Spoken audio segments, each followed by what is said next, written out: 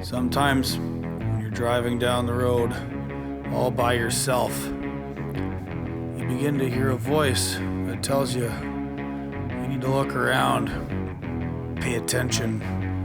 Maybe something isn't quite right. That voice is me.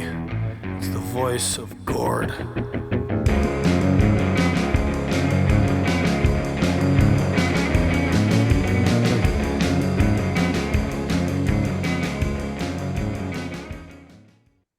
Hey, g'day everybody. Welcome to another edition of the Voice of Gord podcast. I'm Gord. This is my voice. The other voice you're going to hear today is of a very old friend of mine, someone I've known since I was in grade 9, all the way back in high school in Beamsville, Ontario. Fellow trucker, someone who's got almost as much experience as I do, and now lives on Vancouver Island and is going to join us and tell us all about trucking in BC and his career out on the road. Please welcome to the show, Mr. Aaren Jackson. Hey, how's it going, everybody? How you doing today, Gord? Oh, not bad. Sort of gloomy Sunday morning over here in upstate New York. What's happening on the island? I don't know. It's that early. It's still dark, but I'm sure it's raining. Yeah, that's what the Pacific Northwest is known for. Rain, rain, rain. Yeah, exactly. That's what I was gonna say.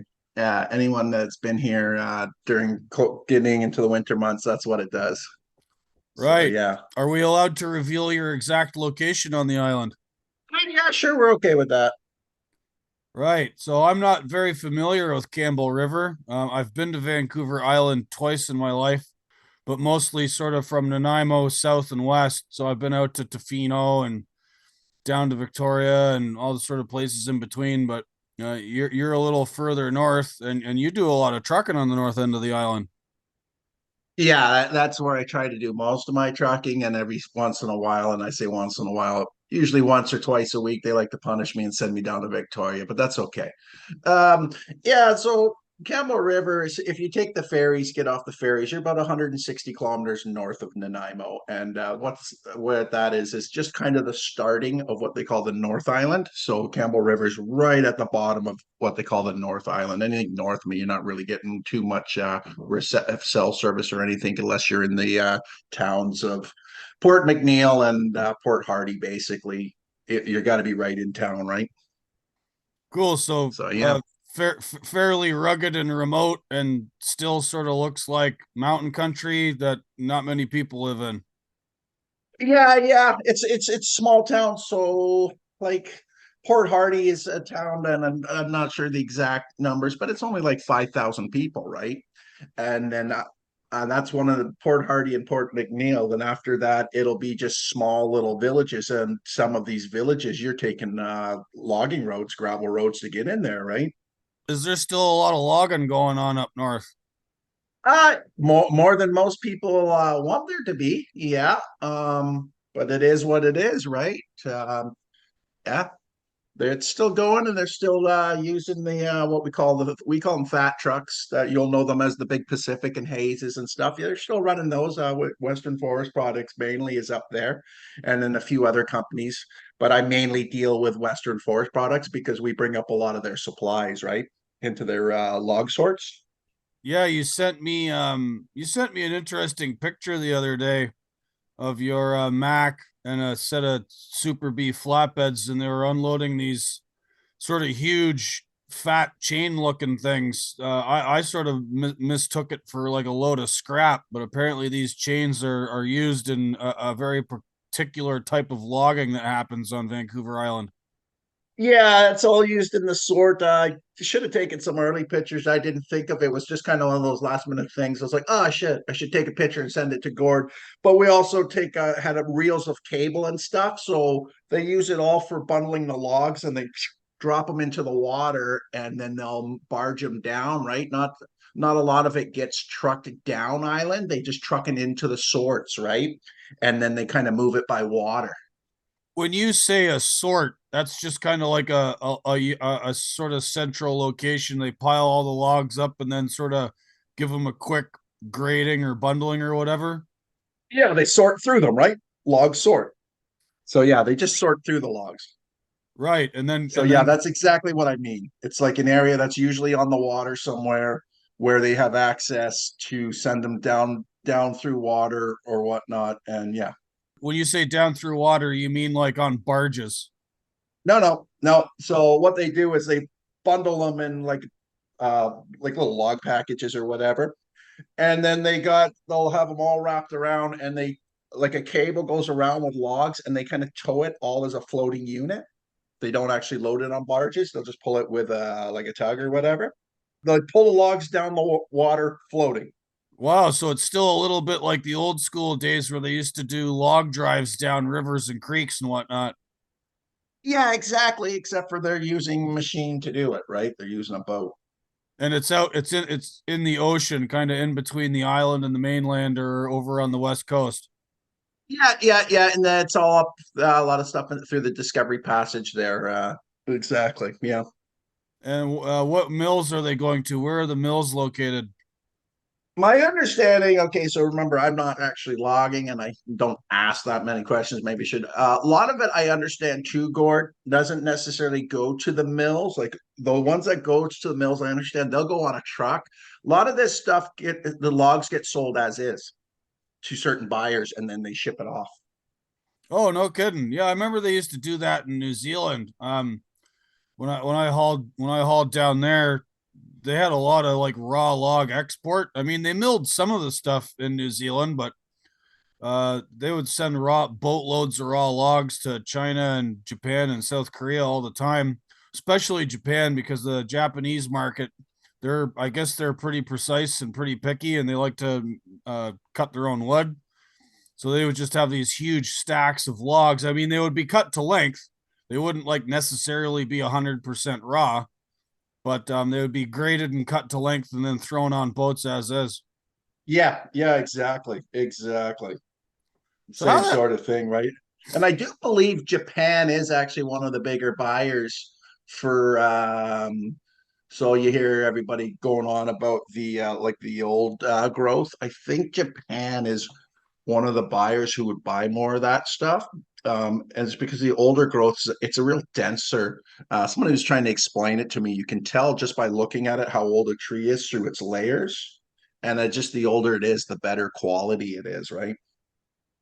Right, yeah, because the core, the heartwood of the log will, be super compacted and dense, be stronger. Yeah. Right. So Vancouver Island, I've known you since we were kids.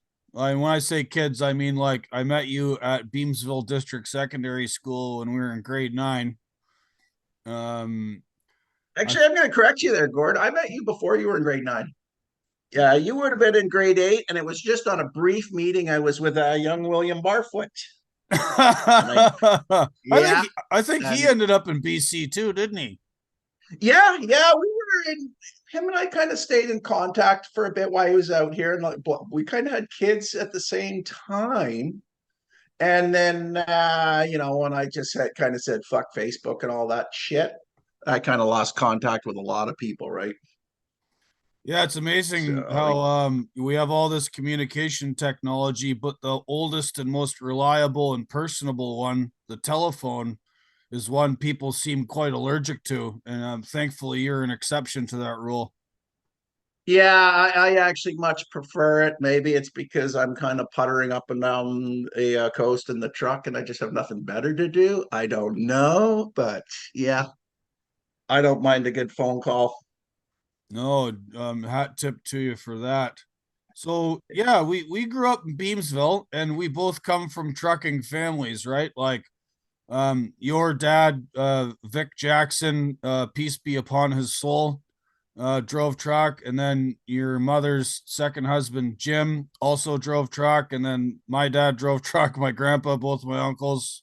So we sort of come from this like trucking family background, and then there's a whole bunch of other guys in Beamsville too, like Vince Sturge and just all these dudes we grew up with that all sort of ended up uh, carrying the tradition forward.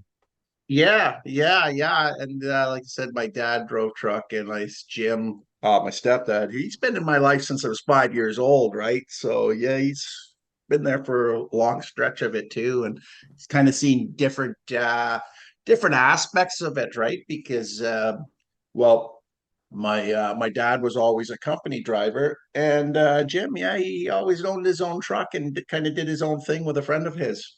So yeah, so kind of got to see both fields of it and different things. As you know, my dad was more into the pulling tankers, and we kind of see that's kind of the route my brother ended up taking because he drives truck as well. And yeah, and then we both did a livestock stint, and that had a lot to do with my stepdad Jim there. Yeah, he's did livestock for, oh shit, 25 years or something, and is over his 40-year career, right? So yeah, more than half of his career was doing livestock.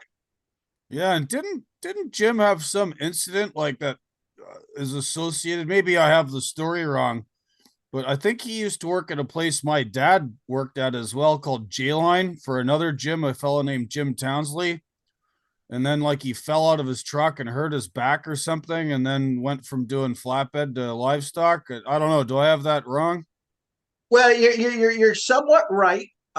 Okay, so he was doing livestock first, and he just thought, I'm going to try something new. And then yeah, he took his truck. He owned it was one of my favorite ones he had. It was an 80. I could be wrong on the year, but it was a Ford CL 9000. Double cab over, double bunk, like the two-story axle, just a beautiful truck. It was in the Arnold brother colors. I just loved that truck as a kid, right? And yeah, so I think it was on his first couple of trips, just started with J Line. He was down in shit. I'm gonna say New York State or somewhere down there. I'm not 100% sure. Like I said, I was fairly young. Well, hold on. I was about 10 when this may have happened. Yeah, and then he got to the top of the truck, and it was freezing rain, and he slipped and fell from that cab over onto his back. And yeah, he spent a year in bed. Like he couldn't even get out of bed. That's how bad it was. And then like so he was off work for 2 years, something like that. Had to sell the truck, and yeah, it was a tough one for him.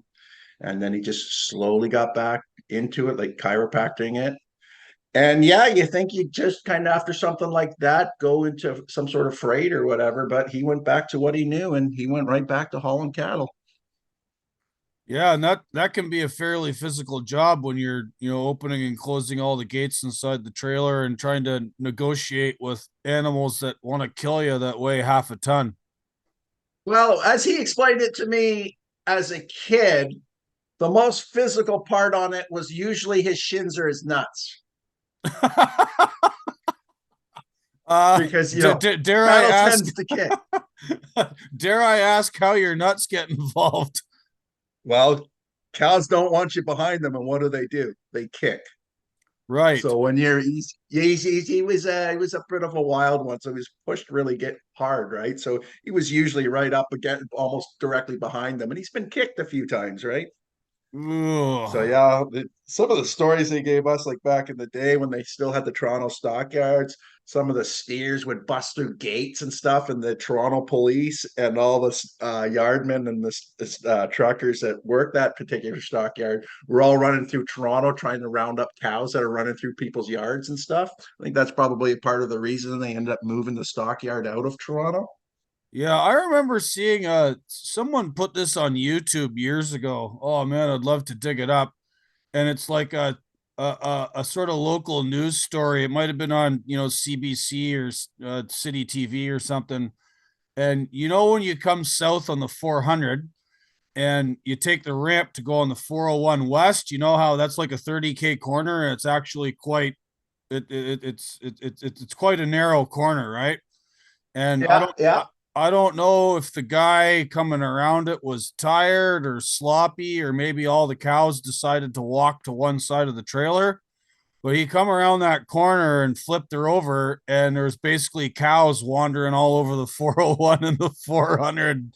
I don't want to watch your speeds, and because that's it. As you hit in those corners, well, the cows they tend to lean with the corner, not against it for whatever reason. I don't know why, but they just kind of lean, and then it'll take the truck over. Yeah, Yeah, I got a buddy. He's I won't mention his name out of embarrassment for himself, but he's pretty good at crashing livestock trucks. He's done three of them. Oof. I don't know how he still was doing it, but yeah, he's done three of them. Oh, two were in BC and one was in Alberta.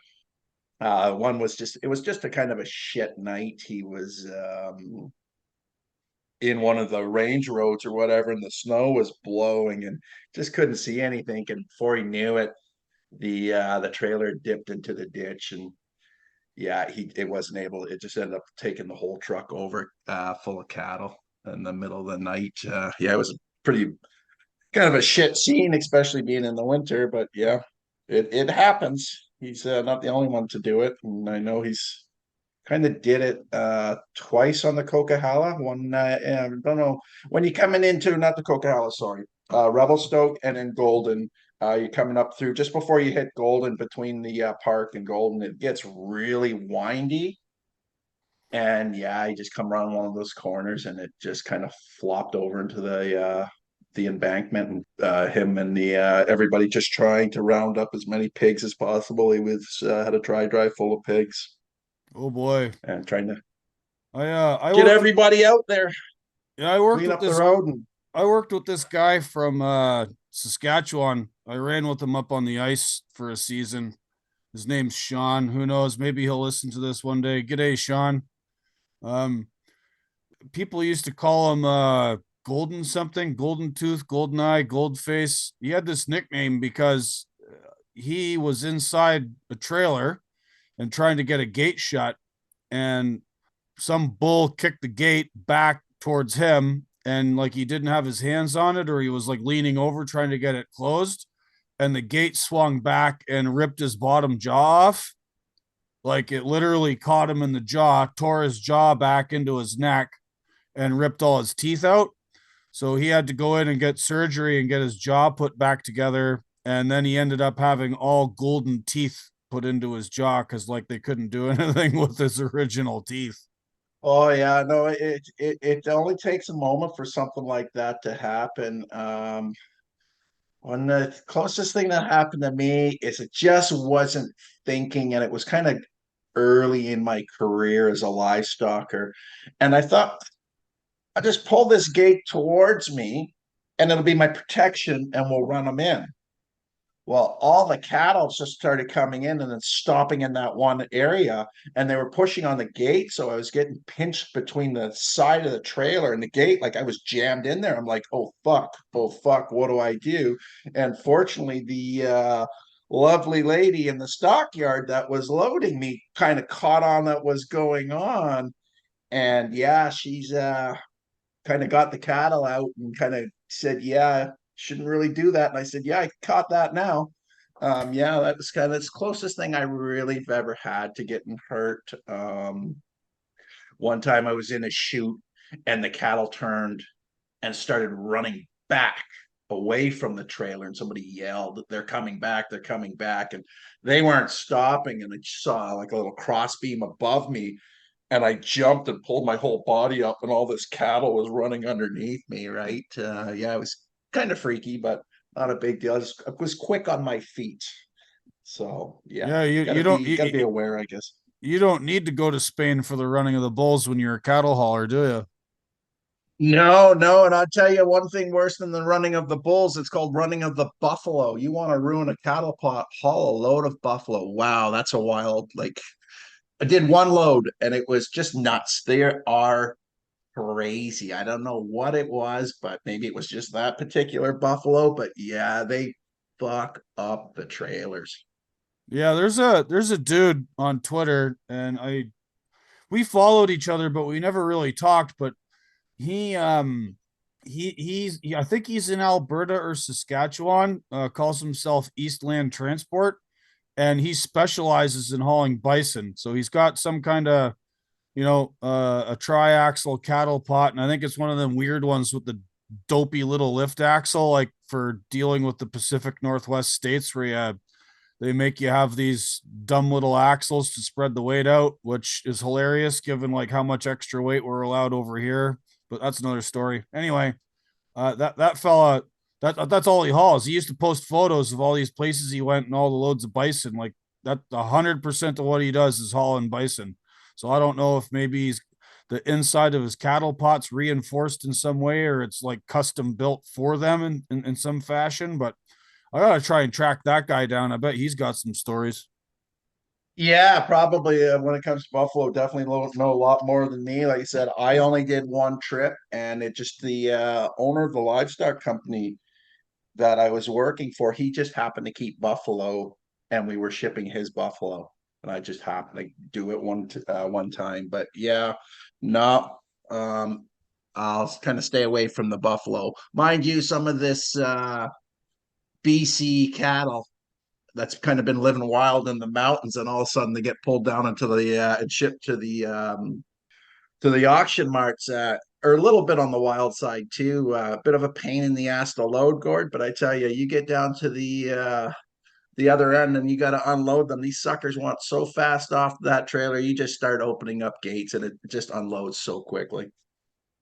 Yeah, that's what you like. Freight that loads and unloads itself. That's why I probably stayed Well, in. yeah, that was the beauty part why I loved livestock so much. You didn't really deal with shippers. You didn't I'd go into these feedlots at like 2 in the morning or whatever, and I'd be unloading myself. I'd unload the cattle.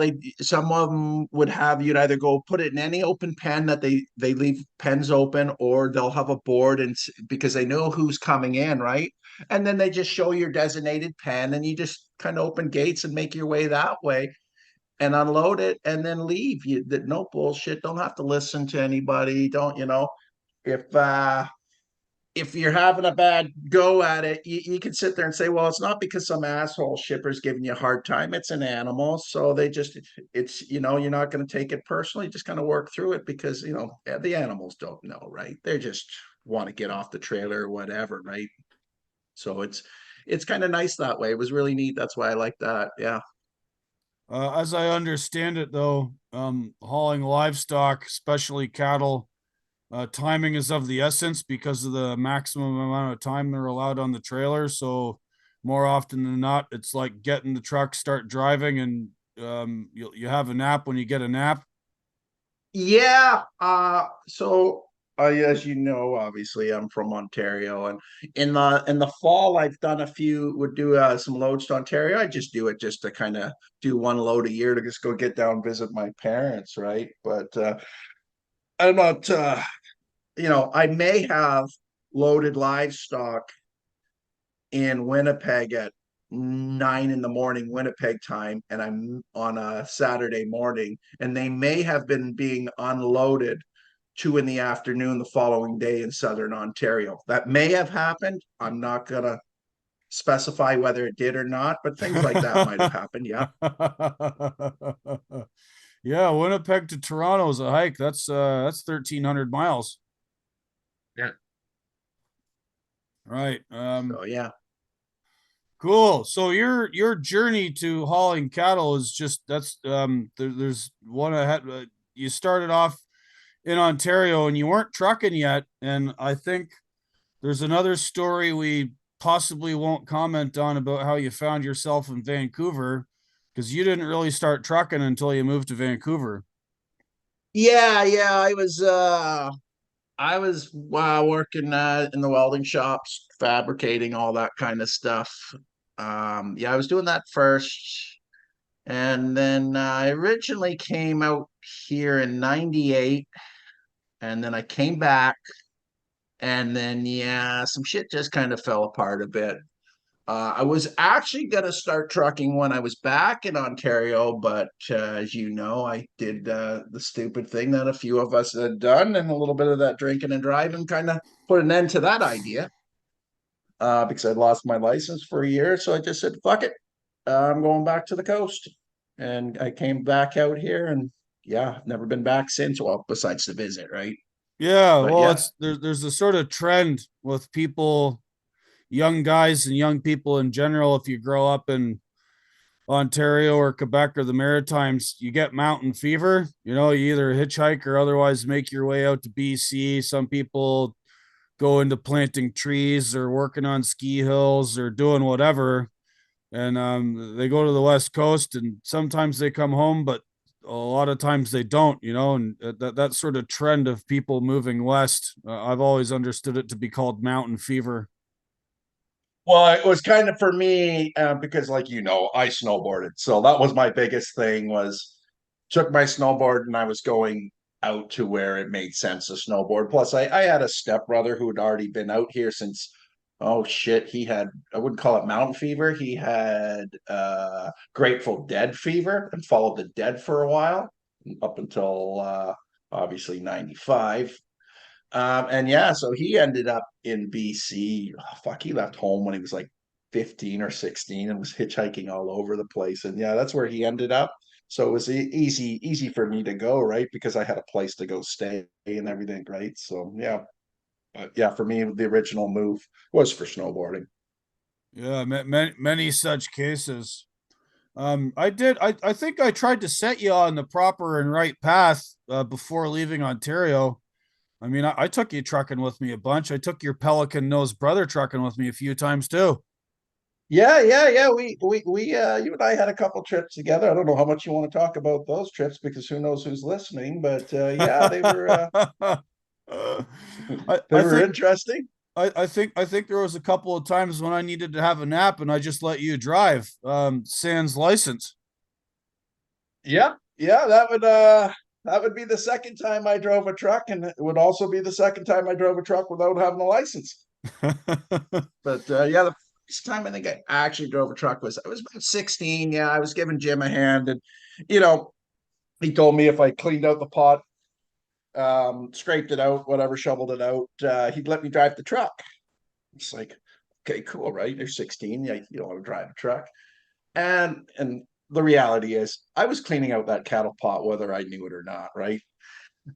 Because he wasn't going to do it when I was with him.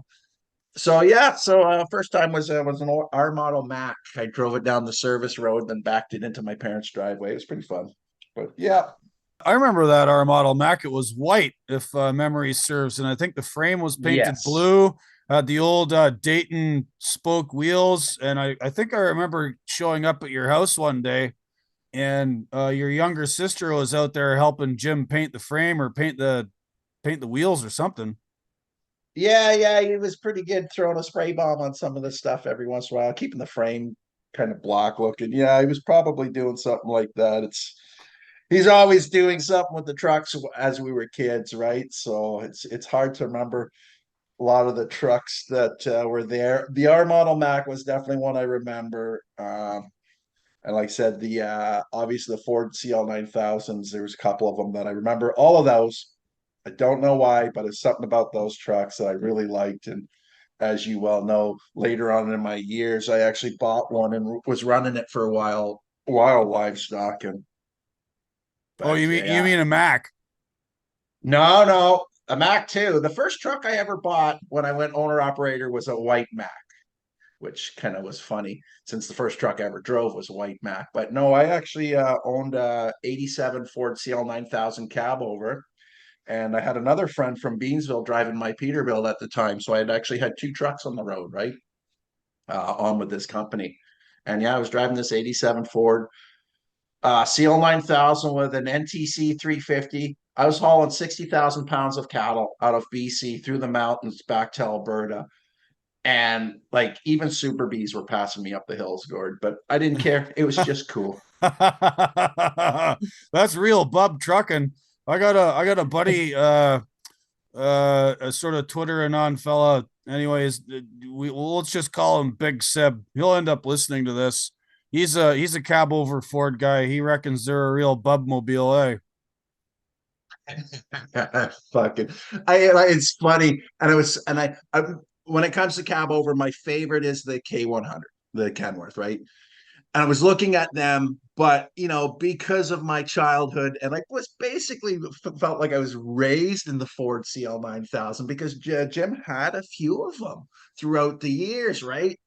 You know, I thought he bought them because they were just great, awesome trucks. But as you get older, you understand more things, and yeah, then I find out he just bought them because they were cheap. Well, it's a hard business to make money at sometimes, and you gotta look at the cost of doing business, right? Well, that's it right there, right? It's you just got to sometimes you got to think what's the better move and the smarter move as a business part of it, right? And like he first started with oh, before he bought the one Ford that I really liked, the one he fell out of, he had an old what was the name of those international cab overs, TriStars or something like that, and it was this god awful ugly thing. It had one of those little half bumpers. He put the cardboard on the front of it in the winters to help keep the heat in. And yeah, he just worked that thing and saved every penny so he could buy that Ford. And yeah, it was Ford Cavalry. It was a really nice truck, but yeah. You gotta, Like I that could that talk about Ford Cavalvers all day long, so we might want to be careful if you keep mentioning that because I'll keep going that way, right? Yeah, yeah, yeah. Oh, no problem. But like Yep. I this, still sort of have mine. It's not mine, but one of my good friends bought it. And it's actually stored in his I guess you would be an equipment shed on his farm in southern Ontario. okay, So yeah, it actually ended up out there. cool. Well, the thing you mentioned that like Jim worked hard and saved up every penny so he could buy that Ford. It speaks back to the sort of old days where like financing wasn't as easy to get a hold of, and leases, and like trucking was different in many ways in the past, and a lot of it was also access to capital and the sort of older school building yourself up. Like you couldn't just waltz into a Volvo dealer or a Peterbilt dealer and sign on the dotted line and drive away with a brand new truck. Like money wasn't as easy to come by, and you had to sort of start from the bottom if you wanted to be an owner operator back then. Yeah, yeah, it was with anything for any business, I guess it was a lot of hard work, right, to get started, construction, whatever, because like you said, I don't think you could really get the financing I don't think was there like it is today, right? Now just about anybody can get finance, which that's not exactly a good thing, No, but yeah, I think that's barriers probably barriers to entry are good actually. Um, so yes, exactly. so speaking of business, and I'm gonna change it over to the Mac stuff here for a minute. I have a friend of mine in the U.S. His name's Jamie Hagan. He will probably also be listening to this. G'day, Jamie. Hellbent Hagan. He's a owner operator. I think he's got 10 or 12 trucks now. Small fleet owner now, I guess. And he is a real big fan of the Max. Right. He's got several of these newer Macs, and they've got the downsped MP8 engine that runs at very low RPM, and then the M drive automatic transmission, and he's got every single piece of fuel saving technology you can think of under the sun. The guy is a serious fuel mileage geek, and he's very good at it. And I always ask him, how do you think your Max would do pulling heavy, right? Because like when you start to get into the fuel nerdery and to the fine grain of like decimal points per mile fuel savings, the truck you're running has to be spec'd for the loads it's hauling, right? So you're out on Vancouver Island. You've gave up being an owner operator and you work for this company called Penta Transport now, who I've seen from your photos are mostly Max, but you're also pulling Super Bs. So instead of being 80 grand, you're 140,000 pounds. And I'm just curious if you could speak to the performance of the Mac you're driving now, doing mountain country work, pulling Super Bs. Like, how's that all work? Well, so the fuel there when you're doing the Super B in the mountains, there's really no fucking reason to look at the fuel. Sorry, you're burning it. It doesn't matter. I don't give a fuck what truck you're driving. You're pulling 90,000 pound loads up to some of the. I think the most I've done was 18% grade.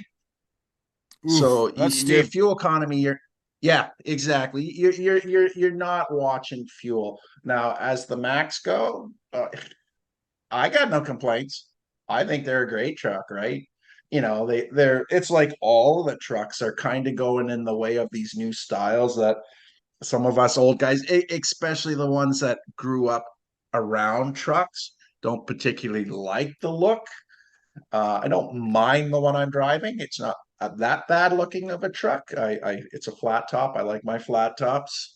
But yeah, for the pulling in that, it has no issues, bud. Like it just goes How is right. it spec'd? How is your Mac spec'd? What year is it? What motor? What transmission? What are the drives? So I got the fuck, I couldn't tell you what the drives are, Gordon. I don't even look. A lot of, kind of when I got out of owning my own truck, then it really was kind of I was going for looks because I wasn't paying the bill, so I don't care. It's like I look what's in the fleet. It's like, can I have that one? Can I have that one kind of thing? Um, they got a lot of the bigger shack cabs. I don't like them. I find, and that's with all bit like the high rise trucks. I find they lean too much. Kind of like a cab over, but a cab over is cool, so that's all right. But I like the flat tops. So we had a couple there. So my truck's a 2020 um Mac, I guess it's the Vision, that's the model. And flat top, a small little bunk in it. Yeah, it's got the MP8. I think it's around 500, 550 horse. And I guess it would be heavy spec. So I don't know if they're doing like a 46 rear or if they're doing what they like a lot of the Peterbilts and Kenworth would run what they called Super 40s. So I'm not 100% sure. My personal truck before I sold it was running 46s. But yeah, but everything's holding up. They've been running these automatic Max. Well, Penta's always had Max. Now they might buy a couple Kenworths in their fleet, but other than that, so 90% of the fleet's Mac and 10%'s Kenworth. Obviously, they're happy with the Max, right? Because they've been driving for how long? Since the company's been around. I think they were established in 1998, so been around just over 25 years. And they've always been running these Macs and they've always been running B trains. So obviously they're holding up, right? For what we're doing out here. Some of them you get with a plastic, it's a little bit highway for the logging roads. Like they got these little plastic clip bumpers. Well, I've already dropped two of them and run them all over. And of course, they're right in the front of the truck. So you can't do anything. You hit a bump. The plastics, they had them off, and I guess they didn't put them back on right. And yeah, they both came off, went under the tires. So I got a couple new ones on the truck now. But They don't. So it is what it is. Penta doesn't run moose bumpers. They do on all the highway trucks for the guys because remember, Penta runs Alaska too, right? So they do, but they don't really for us, like the guys that kind of stay regional or on the island, because well, you got elk, but it's there's only a handful of us that are really running the North Island. I think I can't really put it. You know what I mean? There's not that many of us doing it. So I don't know. I thought they would have put Moose Bumper on when I dropped the front ones in the first place, but they didn't, and I don't pay the bills, so I don't care what they put on it. Right? They want to keep putting those plastic ones on, and if they keep coming off and I keep running them over, not my deal. That's their deal. Given the countryside and the fact you're on all these logging roads and the trucks are getting shook pretty hard, and you're pulling big weight, I would have thought the sort of consideration for the construction of the body and the frame and everything, I like Yeah, having plastic clip anything when you're working out in the bush just strikes me as silly. it's funny because, and this is why, like I said, I thought they would have put it on it because if you go into our yard, it's only three trucks without a bumper, moose bumpers on them. My truck, my sister truck that my buddy Calvin drives, who's another boy from Ontario out here, and Mark, which is our day cab. The rest all have moose bumpers. Oh, wait. Sorry, the two crane trucks do not have moose bumpers, but they're usually running into Victoria and stuff anyways, right? So Vancouver Island, obviously it's an island, it's not part of the mainland. Are there moose on the island or just elk? Elk. Yeah, we don't have any moose here. Elk. Tons of moose in BC though, and then like going up towards Alaska. How many times have you been to Alaska now? Well, Alaska? Oh, I've only been once. I've been there. Yeah, like when I came on to Penta, they told me that they do runs to Alaska, and I said, "Oh, you guys got guys that like doing them?" And they said, "Yeah," and I said, "That's good." It's it's not that I don't like if I was on the road a lot, I would be all over the Alaska stuff. But when I kind of came to Penta and moved to the island, I was changing my work because of certain things in my life were changing anyway. So I was actually slowing down and looking to be home every weekend. So when I came to Penta, the deal was I was home every weekend, no more out on the road and stuff, because I just was at a point in my life that I just didn't need to be working like that. Right. And I missed a lot for my kid. And as we moved here, my kid was going into high school and stuff. And well, now she's in grade 12, but she's going to university next year. So, I wanted to be around a little bit more, right? Now she's got her license and now she doesn't want to be around, but oh well, that's just kind of the way it works, right? So okay, but let's say if you did do a load for Penta to Alaska, off the island, you got to take the ferry from Nanaimo over to the mainland, right? Yeah. And then so what's the timing on that? You leave the island, you go wherever you go in Alaska, you turn around and come back. Like how long is that trip going to take you? I've got to say it's just going to be just under 14 days by the time you go to Alaska, because a lot of the stuff there's a place that they pick up just outside of the Yukon, right to the BC Yukon border, and the stuff products coming out of there usually heads to Alberta. So from Alaska, you're coming back and heading back to Alberta. So by the time you do that big ring loop, you're gonna be probably, I think the boys are 14 days almost.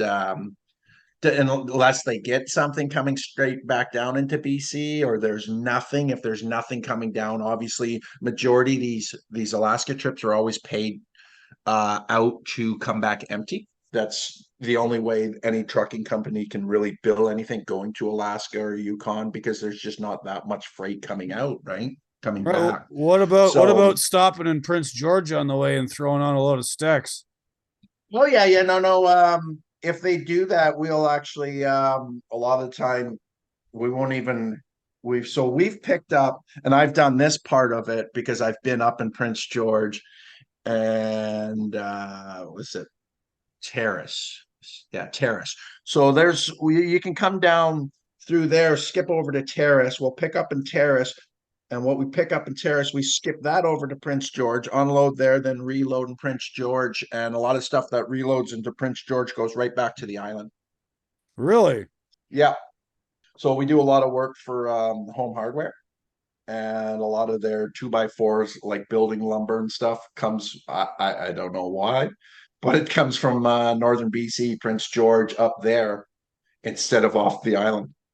I was gonna say I don't. the I whole the whole wood market is amazing to me. Like because SPF dimensional framing lumber is yeah, basically the same everywhere as if it's yeah, SPF, right? Softwood. So like yeah. you're making it on Vancouver Island, but you buy it in Prince George. You have to truck it 600 miles back to the ferry terminal or 500 and some odd miles to the terminal. Then you got to pay for the boat, right? Like I'm failing to see how this makes any economic sense. I do not know. It just blows my mind away. I don't understand it, Gord. And I was always told, don't try and figure it out. You never will. Yeah, well, Because it yeah, was like when I was hauling steel for paddocks when I was younger. We would pick up coils at Dofasco or Stelco or whatever, go to Chicago, unload all the steel, come back to Gary, Indiana, or East Chicago or Hammond, pick up other coils at Inland Steel or Bethlehem or whoever, and then bring them back to Toronto for Samuel Metals. exactly. Exactly. Like before I became a prima donna and told Penta I don't want to leave the island, I would load in like Ladysmith or Nanaimo at Western Forest Products or whatever, some fur, which they use for building rig mats, right? And I would run that up to Prince George. And I'm like, what, they don't fucking have this kind of wood in Prince George? I don't know. And so I would unload in Prince George and then I would reload, usually in Prince George or just south of Prince George. There was a mill called Dunkerley. And I think it's just south of Hinton. And yeah, I would take that back to the island. It's just like, am I missing something here? I could just never. And when I ask, I was told, never try and figure it out. You never will. Just take the pay for doing it, right? You guys, if that's the way it works, whatever. The trucking companies are gonna take your loads. You want to ship wood up to Prince George and from Prince George ship wood back down to the island. That's okay. Penta will do it for you. Right. Who cares, Um, right? so question again back to Alaska. If you're running Yeah. Super Bees up to Alaska, do you have to split them at the Yukon line and pull them in one at a time? Like what's the rules in Alaska? No, no. They see when they're running up there, Gord. It all goes so it changes by time of the year because of road weights and stuff, road bands and stuff. But the guys aren't loading Canadian Super B weights. A lot of it's more like a triaxle weight. What we take up there is house packages. So yeah, so we do a lot of work for Pacific Homes, and they go up there. So a lot of the loads going up there, even though they're on a B train, I think their loads are only about 60,000 pounds or whatever, right? So you don't have to split So them. no, no, the guys are not splitting them. No, I think yeah. Or when The, you're in Alaska, do they help you throw the pup up on the lead so you're not dragging two of them all the way back to Prince George or wherever? my understanding is the boys don't do that, but I'll have to ask them. Like I said, I've been to Alaska, but never with Penta. I just know the guys go up there, right? And Right. when I came on, they knew I had that experience, but it was never with Penta. I never went up to Alaska with Penta. Right. Well, it's one of the So things you yeah, see, like never mind Alaska. One of the things you see in BC a lot is because there's so much wood coming south out of the valley up around Prince George and points sort of north and west of there that there's way more coming south than there is going north, and all them sort of super B flatbed guys always quite often will throw their pup up on the lead and just bounce home that way. yeah, they can do what they want, but Penta's really good at keeping it loaded both ways. Right. So yeah, whatever, do what you Right. got to do. But I have done like loaded up. We'll do it. So I'll drop in like Powell River or something, and then I get them to stack it for ferry costs, right? Because there's not much coming out of Powell River, so I just take the ferry back over to Comox right out of Powell River to the mainland, or to from the mainland over to the island here, and then I'll stack it because that extra 28 feet off the back being charged. Well, I think it's $16 or something stupid, whatever it is. Well, it's $600 to take a full B train on the ferries, right? So you're charged by the foot. So you can, if you can stack it, knock the 28 feet off, obviously you're going to save, right? Because if you're stacking, that means you're not bringing anything back over, right? Right. It's a bummer, I've never done any trucking really on Vancouver Island. I mean, I visited the place. I went over in my pickup, but a place I did use the ferry a lot, and this is going to date me a little bit, was going to Yellowknife. Before they built that bridge over the Mackenzie River, near Fort Providence, you used to have to take a ferry until the ice froze over. So they would they would have a ferry kind of where it was a little bit, the water moved a little faster so it didn't freeze up as much, and then a couple of miles further upstream they would build the ice crossing in the winter, and then you just drive over the ice. But that ferry was paid for by the territorial government. I mean, you can only really haul like a couple of trucks on it at a time. So you just, and it had a ramp, and it would just come up to the shore of the river, and you drove on the ferry, and it pulled the ramps up, and you drove back across the Mackenzie, and it was like 15 minutes across and 15 minutes back. Although, mind you, in the fall, like before the ice bridge was sort of completed and everyone was stacking up their freight in Yellowknife, you would get some epic lineups at the river. Like sometimes you'd be sitting there 6, 10, 12 hours waiting to get on the ferry because there's like 100 trucks there all trying to get to Yellowknife at the same time. Yeah, I've waited a little bit, but not that much because of the nature of our business. Penta has reoccurring reservations. So we have reservations that they pay for every day. And if we don't use them, it's the cost of doing business, right? Just you take the cancellation fee if you don't use it, right? But it's better to have it and not use it than have trucks sitting there, especially in the summertime, right? You can go 2, 3 sailing weights. Oh, because of And all the cars? the cars, yeah, yeah, campers. I tell you about when it comes to trucking, I will drive through any winter storm. I will through the mountains. It doesn't bother me. I'd rather deal with it all in the winter than deal with people pulling their campers in the summer. That's the biggest hair puller for me, whether it be trying to get on the ferries because of the amount of people there or just dealing with these jackasses that shouldn't be pulling those big trailers in the mountains, right? The campers, they're just so brutal. The my Australian trucker friends say much the same thing. Certain times a year, there's this cultural thing in Australia called the Grey Nomads, and basically, I guess it has an analog here with all these people in their campers in the summer. But in Australia, you'll have like retirees, and they'll buy a Toyota Land Cruiser or a Nissan Patrol, and then they'll pull a camper trailer with them, and they'll just drive all over Australia. It's like, oh, we're retired now. We're just gonna live in our trailer, and they kind of like, you know, people that have lived in Melbourne or Adelaide or Sydney, and they've never been to Perth or they've never been to Darwin, and okay, cool, let's go on the Australian cross country road trip we've been waiting to do for our entire lives. And then they have to go and tangle with guys pulling 3 trailers, and it doesn't always go very friendly. Yeah, we get a lot of Europeans bring over their big European four-wheel trucks or whatever they are, little van things, camper deals. And these things, I think they only do like 80 or 90 kilometers. So they go up North Island, and you get up North Island, it's windy, there's very few passing areas, and they're fucking doing 80. And I have no patience for them. I come rolling up on them. If they drive past the pullout, then I'm right on the horn. I'll be right on the horn on their ass until I can get around them. And it's, you know what? I'm a patient person, but you start driving past pullouts when there's a lineup of vehicles on you, go fuck yourself.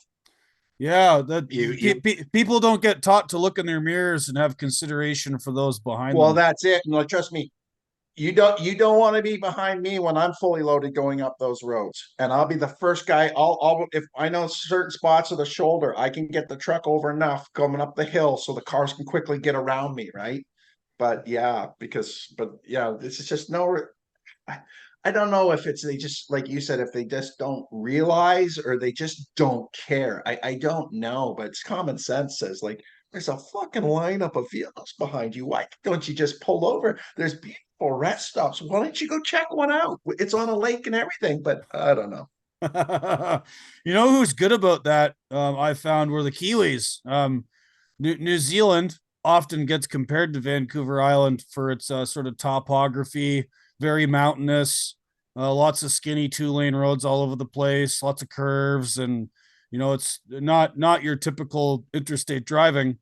And the Kiwis are very, very good about using those pullouts, and so are most Kiwi truckers. Like, you know, you'll be going through a mountain pass in the South Island, or you'll be wherever, and every time there's a pullout bay, man, those trucks pull over. People pulling campers pull over. Like everybody cooperates. The Kiwis are really good at that. Washington State, it's a fucking law. You will get a ticket if you get caught not using a pullout if there's 3 or more vehicles behind you. Oh, no kidding. On all their secondary. Yep. That's yeah, on all their secondary highways. Yep. There's because you're going through the hills and stuff, mountains there. Yeah, there's a sign. It's use pull out five or more vehicles or three or more vehicles. It's been a while since I've been down there, but yeah, it's the law because it's the same thing. They got a lot of two single lane highway where campers will go through or trucks will go through, right? And people are trying to cut through, right? Yeah, another area of concern for all of the motoring public, not just truckers, not just car drivers, not just annoying people with their RVs, is British Columbia is a very mountainous place and Oh no, occupies. we're not going there, are we? Oh, we are. We have to, dude. So let me tell you something. When I first moved to the United States full time, my wife and I settled here in Ithaca, where she's from, and I went to work for this trucking company in Syracuse, hauling fuel. And I had to do a couple of weeks running around with one of their sort of in-house trainers, whatever. It was sort of a matter of course, not like they needed to train me about anything. But anyhow, when I first started working there, there was this guy who had come in on night shift when me and the trainer dude were finished. His name was Fred. And he's like, "Oh, you're from Canada? You ever watch that TV show Highway Thru Hell?" And he would constantly bug me every time he would come in for night shift to drive our truck. He wanted to know more stories and know more stories. And then as I gradually got to meet other people, it was always the same thing. Like all these American truckers, like over on this side of the continent, would always ask me about this show, Highway Thru Hell. And I'd never watched it. You ever been up on the Coquihalla Pass? I'm like, yeah, I've been on it. Like I didn't think that it was that important of a thing, but like this is the power of media, right?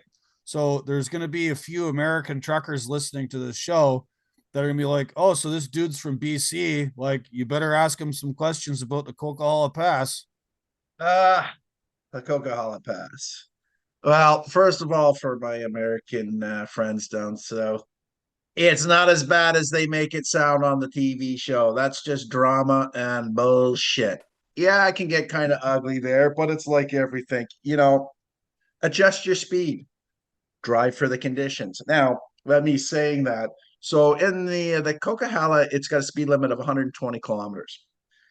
That's nuts. Now, the BC government spent, think, and don't quote me on, I don't know if my numbers are correct, but it's something in around $12 million to put up these veritable speed sections. So when the weather gets bad, they slow down the speed. And I'm sitting there thinking, we as taxpayers have to pay $12 million to explain to dumb fucks you don't do 120 in the snow. I liked the original plan. Taxpayer keeps their $12 million, and the people that don't understand you don't do 120 in the snow are the ones in the ditch. But apparently they didn't want to do that. They want to spend the $12 million. Well, Yeah. that's the locus of that TV show, right? Because it's focused on some tow truck company in what, like Merritt or Cologne or Kamloops or something, and like that's Yeah, Jamie Davis there, and you got to feel kind of for Jamie. I know he does the show or whatever, but poor guy's trying to fuel his truck, and like dickheads like me are yelling across the fuel aisle, going, "Hey, Hollywood, what's going on?" But yeah, so I don't know. That's what it is. Yeah, there's a couple tow companies that are doing it, and um, yeah, it is what it is. But it's a lot to do with speed and stuff, Gordon, and then also the pulling up the hill. Well, the chain up lights don't come on until somebody spins out, and then once one truck goes, there's a pile ends up being a pile up of guys going because they think they're going to make it until they need to get the tow trucks there to clear the highway. Then they get the snow out of the way, and then by that time everybody's chained up and rolling anyways, right? But yeah, it's different. don't they have some All I kind of can say mon about is there not the technology available where they could monitor the road surface condition remotely and then flip the lights on before somebody goes in the ditch? Like, what am I well, missing here? you would think that. And again, and it's funny, my mother-in-law came in just yesterday. She lives in Cortez, so she comes through here, and she was coming back from Vancouver, and she was telling me, she's reading the road signs, foggy conditions. So she's running up the island highway, being cautious, waiting to hit some patches of fogs. Well, she doesn't hit any. She says, "Why didn't I?" I said, because they spend all these money for the signs. They'll have one day where it's foggy, so they put the sign up, but nobody changes it. So it could be clear as day, yet it could say fog or winter conditions or whatever, because they haven't updated it. So you have all this, like you said, they have this technology, and if nobody's updating it for the actual time of what's going on, why do we spend all this money for it? One Yeah. of the people that could be doing it is, why not have a CVSE officer up there during the winter monitoring that stuff, right? Have one doing the night shifts. Oh, I could probably tell you that, because they don't want to be doing that. That means they'd Yeah. actually have to do something to leave their little shack. That would be a good job if you were like, someone working for, BC DOT or CB, whatever you call them. You just drive a half-ton pickup that's got its own four-wheel drive and tire chains and all that. And like in the wintertime, it's just your job to drive up and down the highway and radio in every 10 minutes or radio in when there's a problem. And then they could like flick the lights on. That'd be a pretty good little job. Well, I look at it that way too, because then you wouldn't be inspecting trucks. And you know what I mean? Sorry, Gord. They don't inspect trucks in the winter because that would be cold and rainy. They wait for the summer days. Sorry, they don't inspect trucks in the. But yeah, you know what I'm saying. The guy I could used be doing that so instead of. correct a story. Speaking of that, correct a story that I used to hear from guys. It never happened to me, but I would hear about it, and I don't know if they were making it up or they were just exaggerating or whatever. I haven't Um, heard the story, but I'm gonna guess they're probably making it up or exaggerating, because remember, they are truck drivers. We like our stories, but go right, on. right. So BC has always sort of been famous as having strict DOT and cops, and back in the day, BC used to stand for Bring Cash, and you know it snows, right? So like you roll across the scale after running through the snow for a couple hours and you might have picked up a ton or 2 tons of snowpack. And I heard tell these stories of like having to hire steam trucks to blast all the snow and ice and crap from out underneath your trailers because the cops wouldn't let you leave the scale because now you're a ton or 2 tons overweight because of the snow and ice. Like, is that actually a thing? I have never seen or heard that, but I do know they give us an allowance when it's a heavy snow day. Now, if you're rolling into the scale and it's wintertime, but there's no snow on the roads and you have no snow under your truck and you're overweight, well, you're just overweight. But nah, my understanding, like I've never had an issue, but they've been pretty good. Like you get packed up with snow. I've done it, packed up with snow, and you're rolling across the scale. You're heavy. Nah, they usually just push you through in the winter. They don't say anything. So I have not personally. Now that being said, that may have happened years ago, and then too many complaints kind of pushed it to, well, we got to do an allowance here, right? It's like so the strobe lights, right? The beacon lights for your oversize and that. Yep. They started deciding that we had to cover them up before, if we're not using them. And actually one of the ladies in the office at Penta called CVSE to quit because we were getting fines for not covering them up. So she called the CVSE head office there and said, "Yeah, we're not doing this, and you guys can correct your people, because my next phone call is going to be to workers' comp, because you're risking guys falling off trucks trying to cover fucking lights that are at the top of their trucks, right?" So Right. that ended up getting nixed. And so it's probably, if they were doing that so-called steaming or ticketing or whatever for that, it would have been a long time ago. And it's all changed now. But I have never heard of it. So I don't know. Right. Another difference in BC trucking culture versus American trucking culture, I want to ask you about. Um, there's a lot of passes in the United States too, right? Like, through Montana and Idaho, Washington, Oregon, California, where, the DOT will put the chain law on, right? You have to chain up to go up and over the pass, which is fair enough because you don't want to spin out and have guys in the ditch. In the US, um, man, the truck stops fill up in a hurry when the chain law is on because, far be it for any of these big good old boys actually have to get out and put their chains on. Whereas in BC, like it snows all the time every winter, and it's just an accepted part of the deal that you're going to have to chain up to get anything done. So there's like this difference between the approach to chaining up versus not chaining up. So, like, do you have any thoughts on that? Well, yeah, I get it why the boys do it in the US because it's hit and miss. I don't think I've ever had to chain up in the US. And I've run Idaho and Montana and all that. I've never had to chain up there. So, but in BC, if you're going to park every time the chain up lights go on, you're probably going to be looking for another job because you're not getting anything anywhere, right? So, yeah, no, the only time I would ever park for a chain up light, and I usually wouldn't, is if I'm almost at the end of my hours, anyways, right? Then it'd be like, fuck it, what's another 2 hours of driving anyways? I'll just stop now and start early in the morning. Maybe they'll be gone. But usually I just chain up. It doesn't bother me. I've been doing it so long, right? Yeah, I used to have to So do yeah. it all the time. I ran the Mackenzie Valley Winter Road up in the Northwest Territories. And, you'd leave Hay River, go out past Fort Providence and all that, and carry on. And you get to this little town called Wrigley, which is where the dirt road stops. And then now you're on Bush Road, which is basically to say snowpack on frozen muskeg. It's not really a road, it's just like a clearing through the bush that happens to be frozen. And Yeah. I know you'll what you're saying. you get these tributaries that run into the Mackenzie River, like the Saline, and the Saline River Hill is 18%. And there's just no way you're getting up it without chaining up.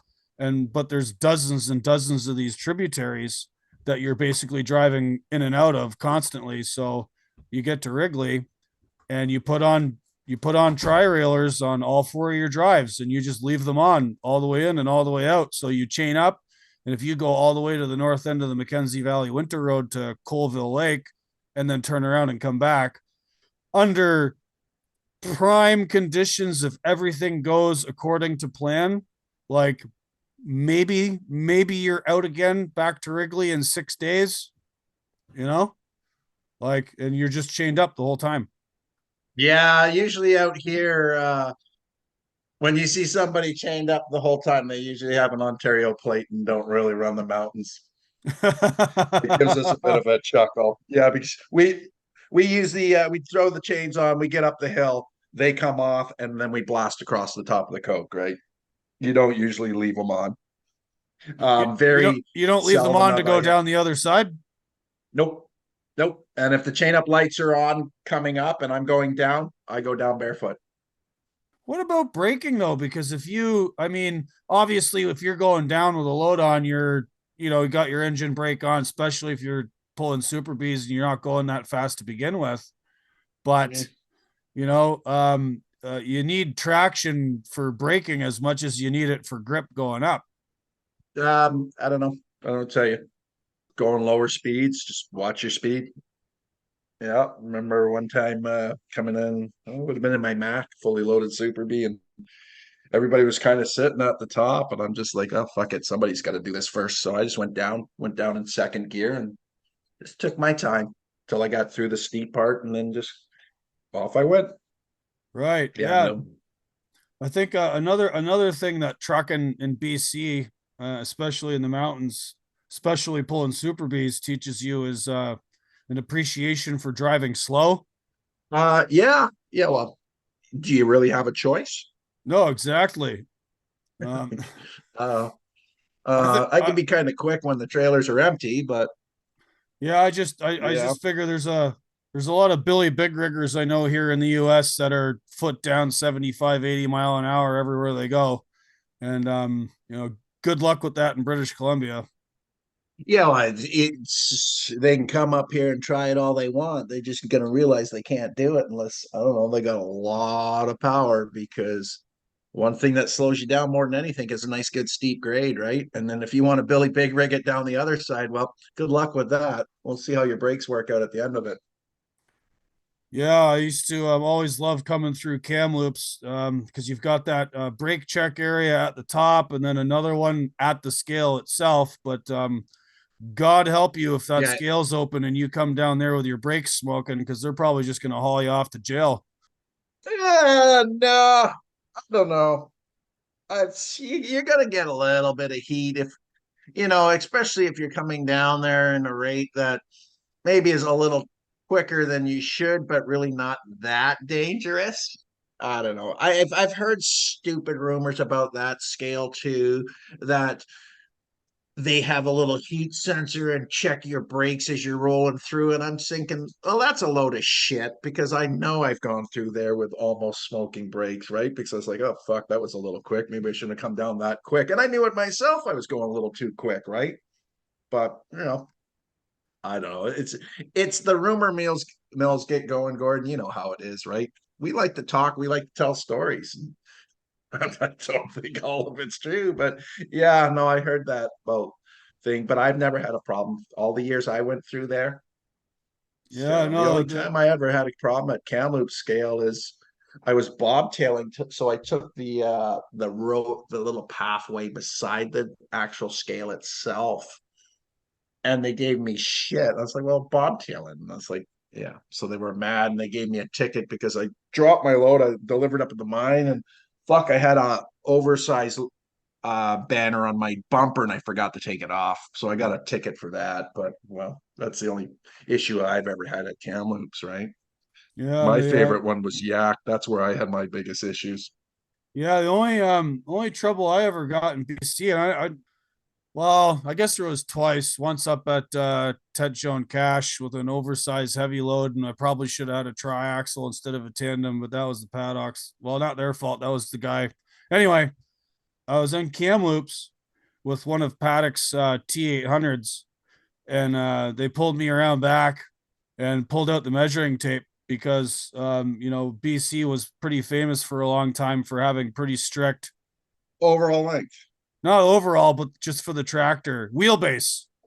Oh, wheelbase. Yeah, because BC was always hard on having 244-inch wheelbase max. But I Yeah, heard, that's changed. right, yeah, was it you that said you can buy a permit now if your tractor's longer? That was back in the day, you could permit it, but now it's completely changed, because what was happening is, so these guys that are pulling trains, they'd have to have fucking small bunks because of the wheelbase, right? And so, you're say you're running Alaska and shit, and then you have to run a smaller bunk. So they have to do the extra wheelbase so guys could have the bigger bunk and still have the space they needed between the bunk and the trailers, right? So yeah, they had to change that. Interesting. So So they, my they under- did they did that for the train guys, not for all the Americans passing through. that was my understanding. It was kind of brought up because of the BC guy that's living, but I don't know why it is. But B trains are popular in BC, right? So why they're like in the mountains, but okay, whatever. So yeah, that's my understanding how that went down, and that's all hearsay. So I don't know for sure, Gord. I know that they don't hold you that 244 anymore, right? Interesting. So I haven't been out that way in a long time. Last time I set foot in British Columbia, probably when my wife and I were out in Alberta. We met you up in Banff. We all went snowboarding. I can't even remember if I yeah, drove over to BC, if we went to Revelstoke or something, maybe. yeah, we went Banff snowboarding. We were at Right, Sunshine. And right. that's, yeah, I remember that time. That's Lexus. Oh shit, she was so small. That's when Lexus, I think she was only 5 or 6.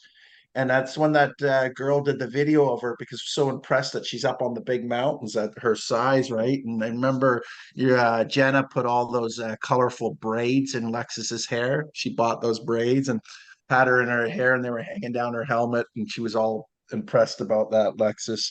Yeah, it was a long time ago, buddy. She's a lot bigger than that now. Yeah, well, Alexis was a really good snowboarder for such a young lady, and as I understand it, she's now some kind of like pro rugby player too. Yeah, she does. She plays. She don't snowboard as much as she used to. She goes once or twice a year, but yeah. But no, she got into rugby. So under 14, she tried it at school. First, she asked me. She's like, "Dad, can I play rugby?" I'm like, "Of all the sports you want to play, you want to play rugby? Yeah, I love sports. You play whatever you want. Go ahead, kid." So yeah, she played for the school and then she tried out for a thing called PRC's provincial rugby championships, and managed to get on the Fraser team. We were on the mainland at the time, so it's like a big weekend event over the Canada Day long weekend. So yeah, it's at UBC. So we went to UBC and she played there, and she met the rep for the club, for the Abbotsford club, and he asked, does she want to play club? And before she could say anything, I said, yeah, yes, she does.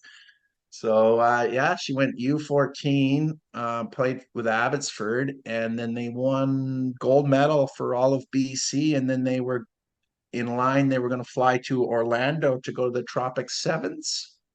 And then that's when COVID hit, and that fucking destroyed all that for her. But yeah, after that, we moved to the island, and she got onto the club team here, and she's been playing club ever since. She came, their team. There's a really good team in Victoria that seems to get them every year. So it seems like they're always ending up in second for the island, and this Victoria team keeps ending up in first. But because it seems like it's the same kids been growing up right through the stages, right? Before you ended up in Campbell River, you lived in Abbotsford for a long time. Yeah, Mission, Abbotsford. Yeah, I was on the mainland for a while. So because my wife's originally from the mainland, right? So, but yeah, we've been lived in Abbotsford. I'm trying to think when we bought our property in Abbotsford. Yeah, well, when did you and your dad come in? You guys went to the World Cup rugby in New Zealand. What year was that? 2011. So then I think I bought that house maybe 2000. I just bought the house, I think, when you guys came. I think we just moved into it. That was it in the summer or the summer before? Yeah, I think I just bought it that the summer before, or it was that summer you guys came. I just bought that house up on the hilltop there. Yeah, that was a nice place. Yeah, so yeah, we just sold that. Sold that 3 years ago because my mother-in-law retired, so she didn't need to be there anymore.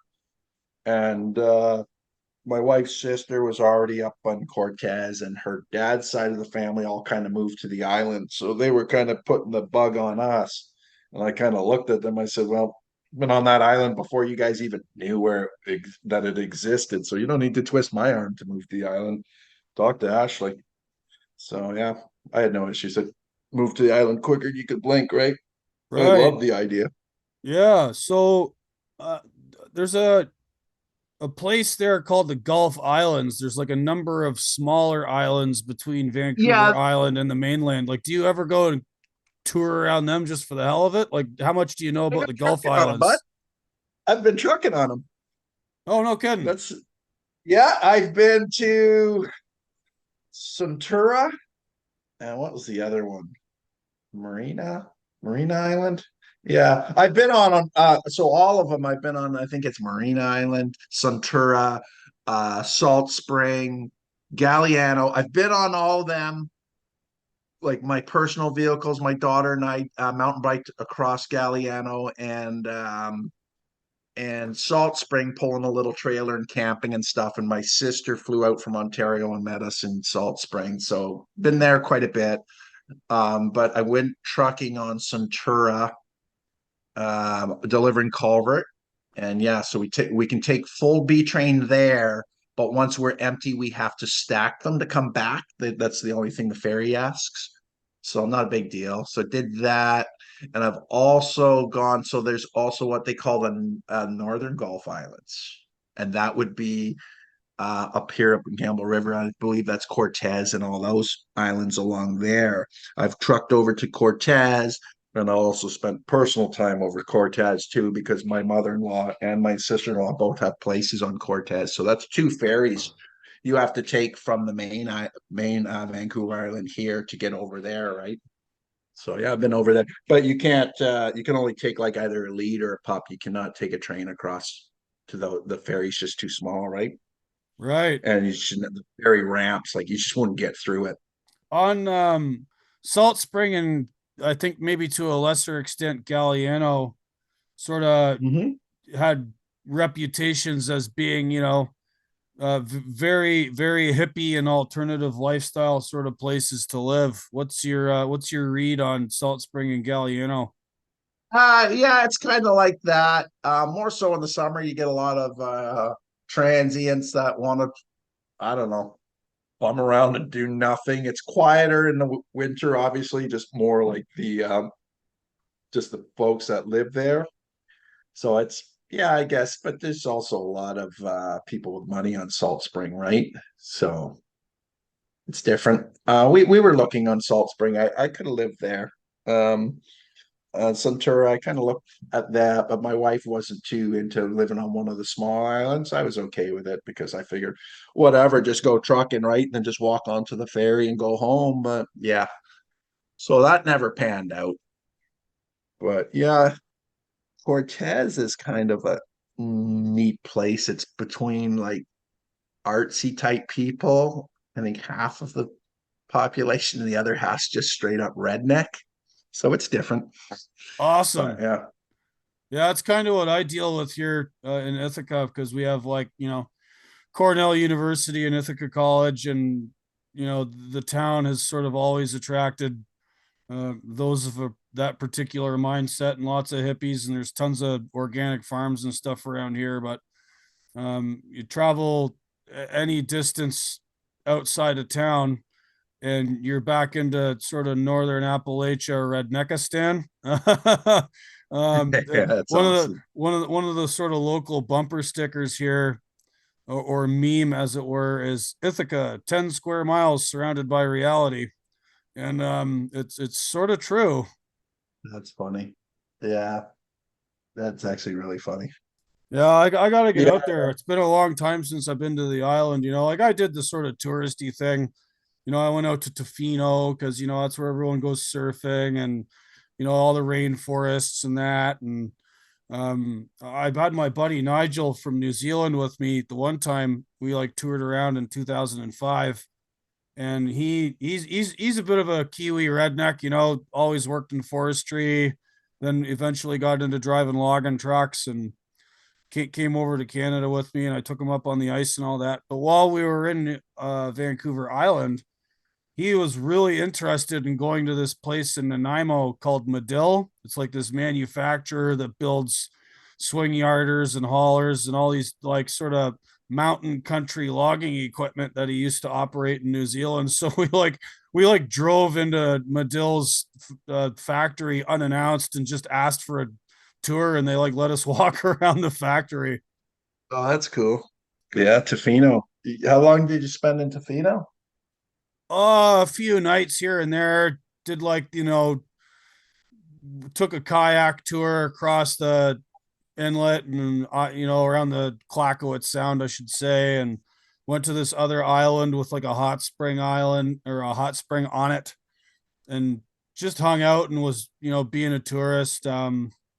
Met this young lady from Scotland while I was staying at a hostel there, and uh won't say too much more about that, but had a pretty good time. Fair enough, fair enough. Yeah. Well, back when I lived in Coquitlam, I had my roommate Matt that you met. Um, yeah, him and I, like we used to go to Fino just about every fucking weekend in the summer surfing. Seems to be the most famous place in Canada, for surfing. I understand there's other places you can, but Tofino is sort of the most well known. Yeah, it is so commercialized now, Gord. I fucking hate it. I went trucking there, and yeah, I go through there and I just look at it. It's like, holy fuck, what has happened to this place? But it's like everything, right? Gets commercialized. Like we hauled in some products. A lady was building a house, and she was just fucking complaining about the rain. And the contractor kind of looked at her, said, it rains a lot here. You sure you wanted to buy this place and build here? And like, this was right on Chesterman Beach, like a beautiful ocean view, expensive piece of property. And she just kind of looks, says, oh, we're only going to be here for maybe a month out of the year. Yeah, I wish I They had weren't that even, kind of cake. yeah, no kidding, eh? Like, they're not even, so basically, 10 months, 9 months of the year, this place is sitting empty. Well, Yeah, what do you do? I will withdraw my comment on that. I've been kicked off many platforms before for maybe unadvised opinion merchandising. So we'll leave it at that. Yeah, fair enough. Fair enough. Well, if you when you come here, whatever, if you want to go surfing, I'll take you to a place in North Island. I haven't gone yet, but apparently it's pretty good, and it's kind of where people go that don't want to be around everybody else, right? And there's some beautiful beaches in that. I've been out in the area, but I haven't actually been on the beach surfing or anything, right? I haven't Yeah, surfed in years either, but I would definitely go out for a paddle and go up, and even if I kind of just sit in the surf and just, enjoy, right? any worries about sharks up that neck of the woods? It's funny you say that. Jim's always trying to get him to come out and visit and go out fishing, right? He's like, I'm not going, I don't do boats. I don't do boats, blah, blah, blah. And I just like, and he goes on about fucking sharks. I said, there are no sharks. You ain't gonna see sharks.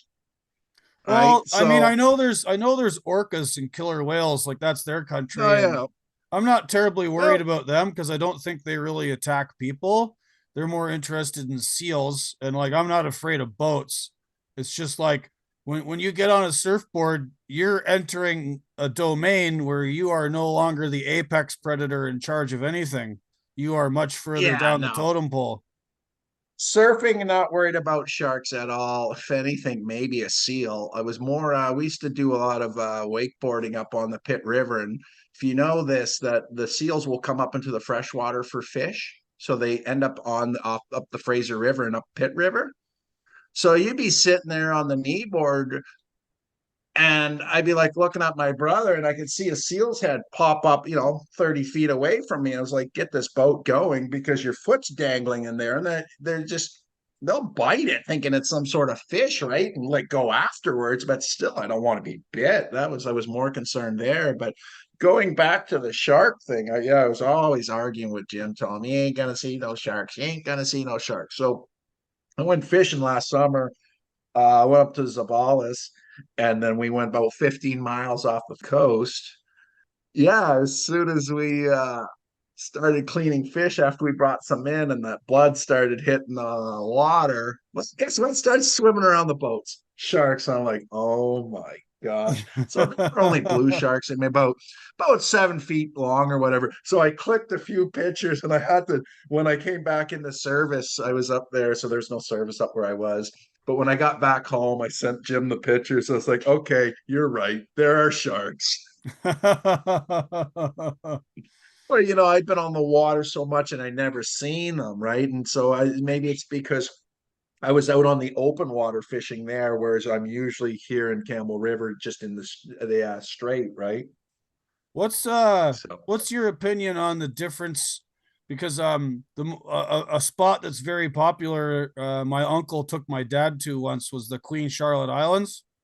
And there's quite I a want bit to of go there so bad. yeah, there's quite a bit of sort of like fly in guided salmon fishing, and I was just curious to know if like the salmon fishing where you are is any better or less or different than salmon fishing up in the Queen Charlottes. I have never salmon fished in the Queen Charlottes, but I'm sure it's amazing. I would love to go up there. It's one of the places I've always wanted to go. Actually, I was looking at a boat there, and I'm starting to think I was more looking at the boat there, so I'd have an excuse to have to get on the ferry and take the 22-hour ferry up there from the island and bring this boat back. But yeah, it didn't pan out. I ended up buying one locally. But yeah, oh, I really want to go up there, but no, they do a lot of guiding and stuff here. The salmon move, right? And now here in Campbell River, they call it the salmon capital of the world. People think it's because of the volume, but I don't think it's the volume of salmon. My understanding is no matter what time of the year, there's always salmon here, right? Because salmon kind of move. But yeah, that's how I kind of interpret it. Somebody explained it to me. It's not actually the volume, it's just because there's always different type of salmon no matter what time of the year here in Campbell River. Now getting off the Queen Charlottes and like where I was Zabalas, you got better opportunity of getting halibut, right? Like I hooked into 47-pound halibut. Took me about 25 minutes to reel this fish in. And it's like, this is the biggest fish I've ever caught, Gord. I sent you the pictures. You've seen them, right? And it's just like, yeah. So you got more opportunity that. And I know that in my understanding, there's halibut here in this area in the strait, but not as, I don't think is as popular as they are out in the open water, right? So I've never got halibut here. Any lingcod I've caught here's on the smaller side, so nothing I could ever keep. I know there's some pretty big lingcod. My understanding is you want to go up into the Seymour Narrows. I haven't gone up there yet, but maybe this year I'll start going up there. It's all about you got to watch the tides, right? So you want to hit it at slack tide, and you go jig there for about 45 minutes during slack tide, and then once the water's tide starts to come through, you kind of get out of there because the water moves at like 17 knots or something going through that strait. So not gonna be sitting there jigging, and there's like whirlpools and shit, right? Crazy. So yeah. You mentioned a 22-hour ferry ride. So that's a ferry from Vancouver Island to the Queen Charlottes. Yeah, yeah. Well, not to Queen Charlotte. So it goes to Prince Rupert. So I think it hits Bella Coola. It's got a couple stops on the way, but yeah, so it'll leave the North Island up at Port Hardy, and it's like 22 hours or something like that, and then goes, yeah. So it'll get you to Prince Rupert, and then you have to take an additional ferry from Prince Rupert over to Queen Charlotte. I was gonna say that sounds the one that leaves the north end of the island sounds like a milk run. It goes up into all these little places. Typically, most people going to the Queen Charlottes would either fly or leave from Prince Rupert, right? Yeah, yeah, Yeah, because when my dad yeah. went, him and my uncle flew to Vancouver, and then they took another plane directly from Vancouver Airport to the Queen Charlottes. Oh yeah, yeah, for sure, for sure. Yeah, it's a long drive, right? To drive from Vancouver to, it's quicker to drive to Calgary.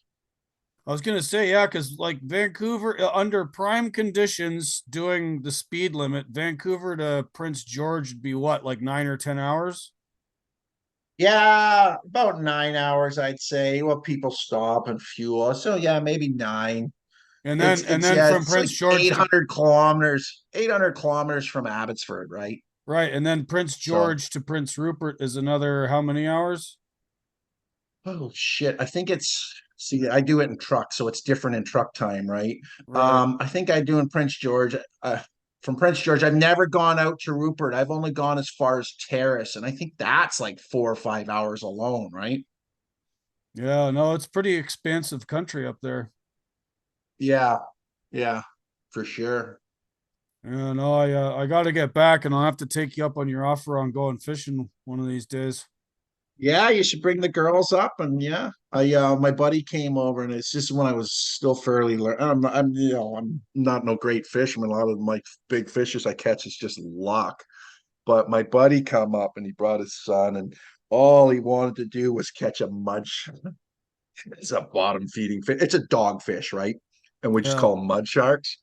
And yeah, it just that's all this kid wanted, right? So I just like, oh, that's a no brainer. Just put the downriggers right off the bottom, right? And you just grab anything off the bottom. And sure enough, get into this one and start reeling it in. And I hand it to my buddy's kid. And my buddy's standing there with him. And Nathan's reeling this in. And I'm looking at the way it's going. I just told my buddy Cam, I said, oh, it's a mud shark. It's a mud shark.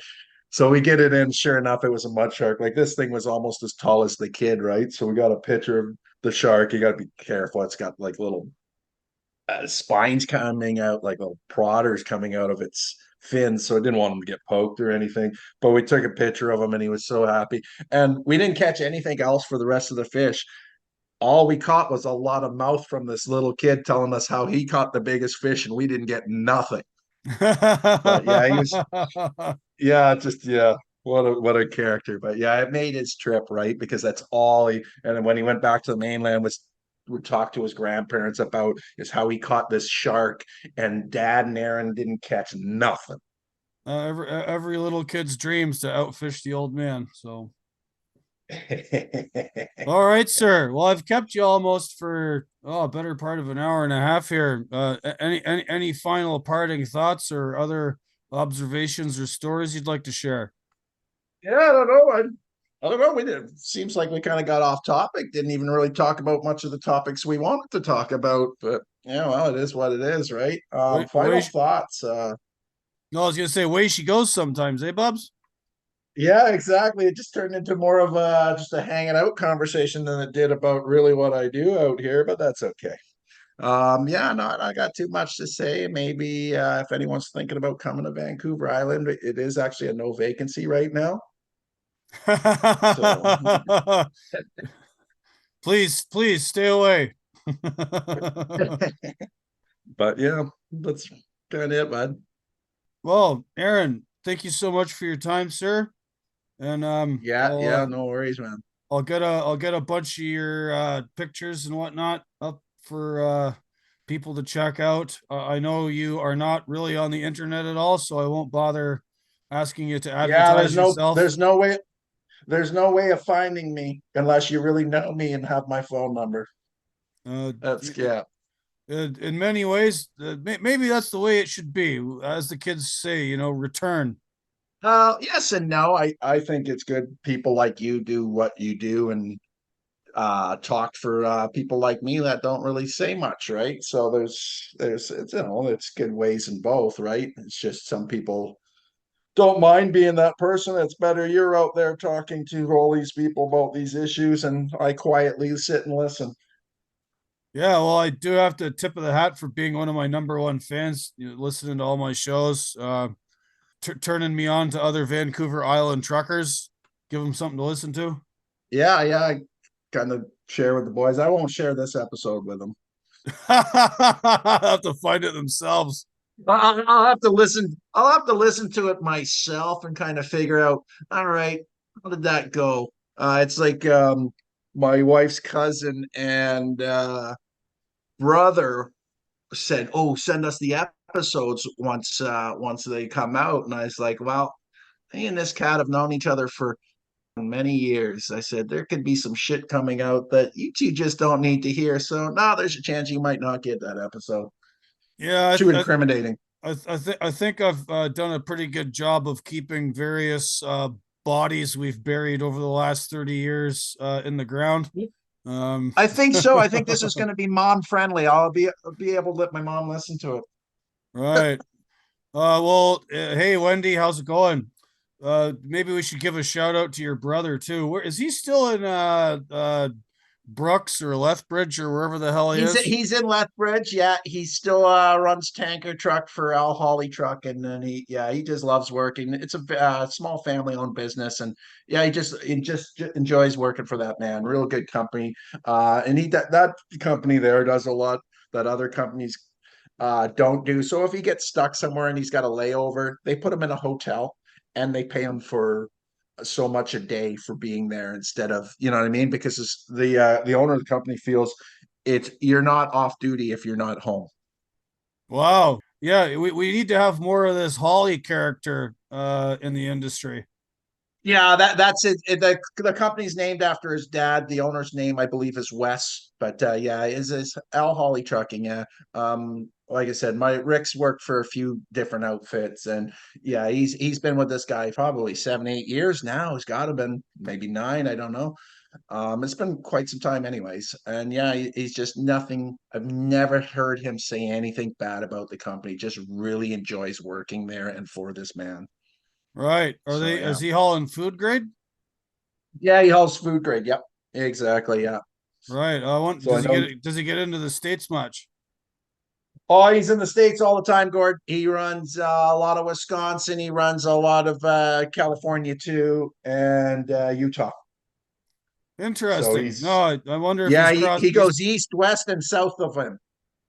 right. So yeah, Right. I wonder he's probably crossed paths with my buddy Jamie, who I was telling you about earlier. Jamie has like a bunch of his trucks do food grade for this company in South Dakota. So they've probably crossed paths at a facility somewhere.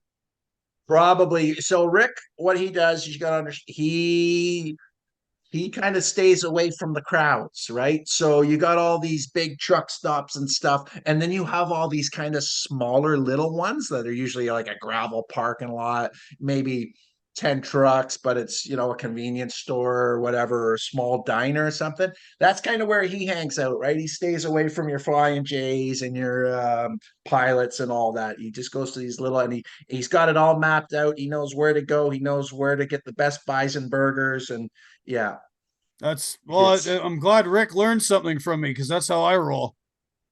yeah. Well, there you go. So it's like when I would use go those areas, I'd say, "Hey, where's a good spot to stop? I want to try and get this far." And yeah, but no, I don't go that way anymore. I kind of stay on this little island, and that works for me, man.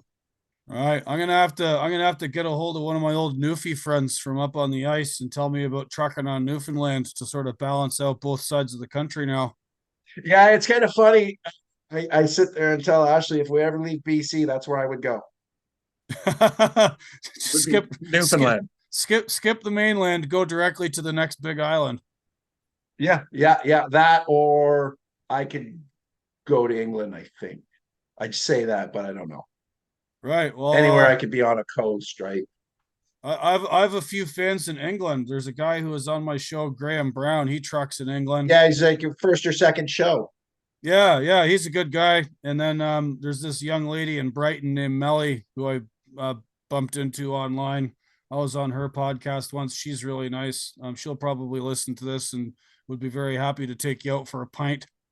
Oh, for sure, for sure. Yeah, it's my mom's always talked about moving back to England, right? She left in the 70s, so and came to Canada, right?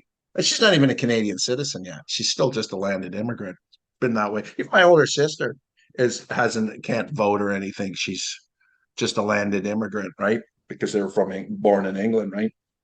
So So Mandy never got citizenship. no, no, I didn't know that. It all came up. I found it all was something to do when about voting in that piece of shit in Ottawa, right? So then I said something. I said, "Sure hope you weren't fucking voting for that piece of shit," because being it's where she lives and what she does for a living, kind of more of that, I guess, liberal line. And she said, "Well, I can't vote, and if I could, I wouldn't vote for that shithead either. So don't worry about that."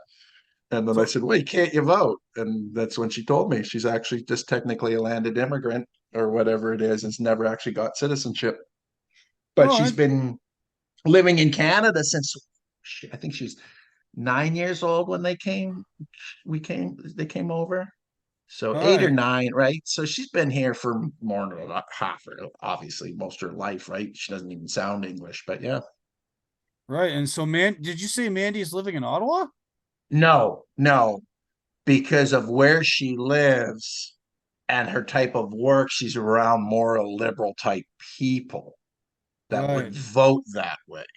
right. Sorry, Yeah, yeah, yeah. pardon the confusion.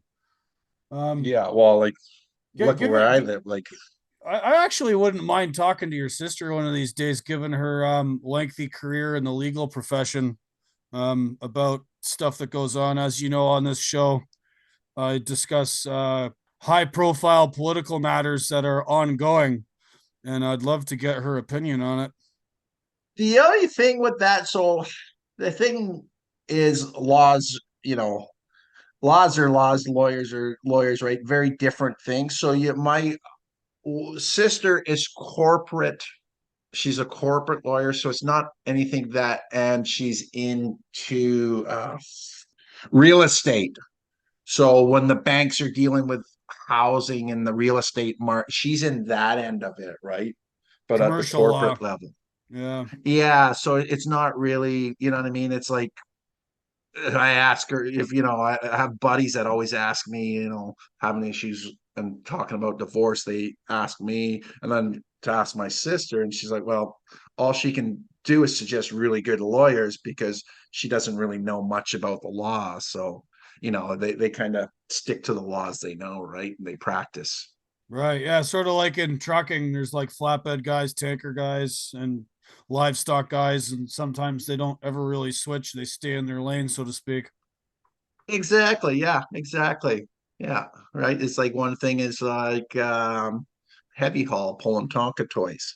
I'd love to do that, but I don't know shit about setting up Jeeps or anything like that. It's not something I've ever done, right?